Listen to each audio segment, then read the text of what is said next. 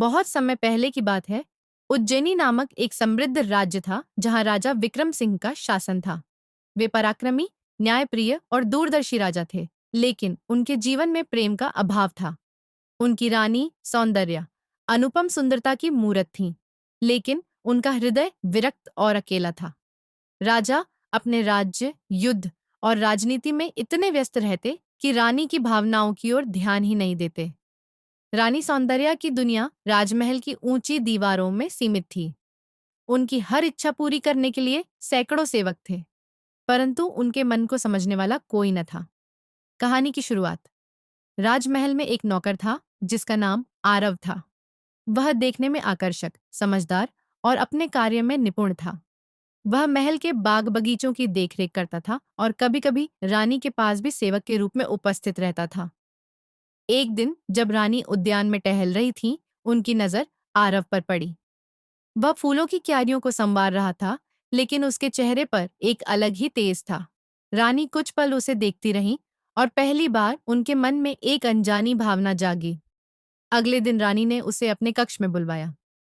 तुम्हारा नाम क्या है? महारानी, मेरा नाम आरव है, उसने विनम्रता से उत्तर दिया। रानी ने महसूस किया कि उसकी आंखों में एक सच्चाई और आत्मविश्वास है। उन्होंने उससे पूछा, क्या तुम खुश हो अपने काम से?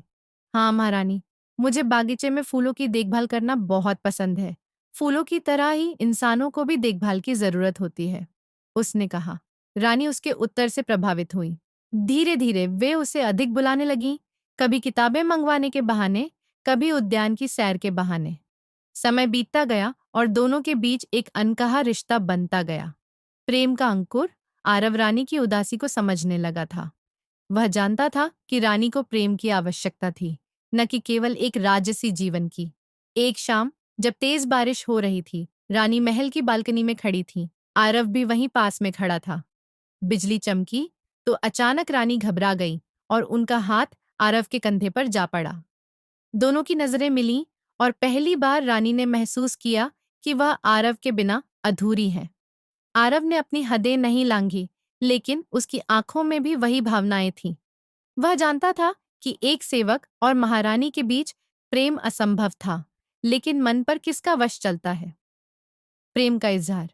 एक रात महल के त्योहार के दौरान रानी ने उसे गुप्त रूप से मिलने के लिए बुलाया। मोमबत्तियों की मध्यम रोशनी में दोनों आमने सामने खड़े थे। रानी ने धीरे से कहा, आरव, क्या तुमने कभी किसी से प्रेम किया है? आरव मुस्कुराया। प्रेम तो किया है, लेकिन उसे पाने का अधिकार नहीं है। रानी की आंखों में आंसू थे। अगर मैं कहूं कि मैं भी तुम्हें पसंद करने लगी हूं। आरव स्तब्ध था। यह स्वप्न था या यथार्थ? महारानी, यह असंभव है। यदि राजा को पता चल गया तो मुझे मृत्युदंड मिलेगा। मुझे परवाह नहीं, रानी ने दृढ़ता से कहा। मुझे तुम्हारी संगति में ही सुख मिलता है। संघर्ष। दोनों के बीच प्रेम पनपने लगा, लेकिन महल में दीवारों के भी कान होते हैं। एक दिन राजा को कुछ सेवकों ने यह खबर दी कि उनकी रानी और एक नौकर के बीच कुछ चल रहा है। राजा क्रोध से आग बबूला हो गए। उन्होंने अपने सैनिकों को आदेश दिया कि आरव को बंदी बना लिया जाए। रानी ने जब यह सुना तो वे राजा के सामने जा खड़ी हुई। राजन, आप मेरे साथ तो कभी समय नहीं बिताते, मेरा सुख दुख नहीं समझते। मैंने जीवन भर केवल आपकी प्रतीक्षा की, परंतु आपको मेरा अकेलापन कभी नहीं दिखा। राजा हतप्रभ थे। यह सत्य था कि उन्होंने रानी को कभी समझने की कोशिश ही नहीं की। लेकिन एक सेवक, यह हमारे कुल के सम्मान के विरुद्ध है। राजा गरजे। रानी की आंखों में आंसू थे। प्रेम कुल, जाति या पद से नहीं बंधा होता राजन, वह बस हो जाता है। राजा को यह स्वीकार करना कठिन था। उन्होंने आरव को मृत्युदंड सुनाया। परिणाम, रानी यह सहन न कर सकी। उन्होंने राजा से कहा, यदि आरव को मृत्युदंड दिया गया तो मैं भी अपने प्राण त्याग दूंगी। राजा द्वंद्व में थे। वे अपनी रानी से प्रेम करते थे, परंतु एक सेवक को नहीं छोड़ सकते थे। तभी महल के एक वरिष्ठ मंत्री ने राजा को समझाया, राजन, प्रेम का अपमान करने से राजधर्म की भी हानि होती है।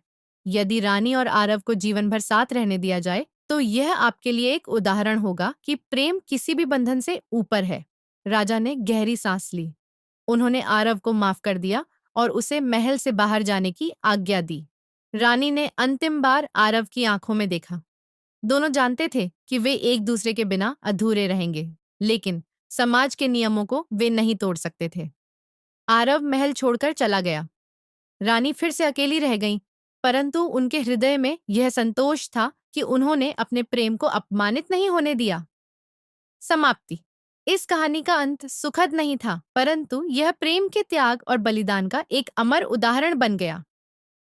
सीख। प्रेम जबरदस्ती नहीं किया जा सकता, यह स्वतः होता है। सच्चा प्रेम त्याग और सम्मान की नींव पर टिका होता है। प्रेम को पाने से अधिक महत्वपूर्ण उसे सम्मान देना होता है। यह कहानी भले ही अधूरी लगती हो, लेकिन हर प्रेम कहानी का अंत एक जैसा नहीं होता। कुछ प्रेम कहानियां पूरी होकर भी अधूरी रह जाती हैं।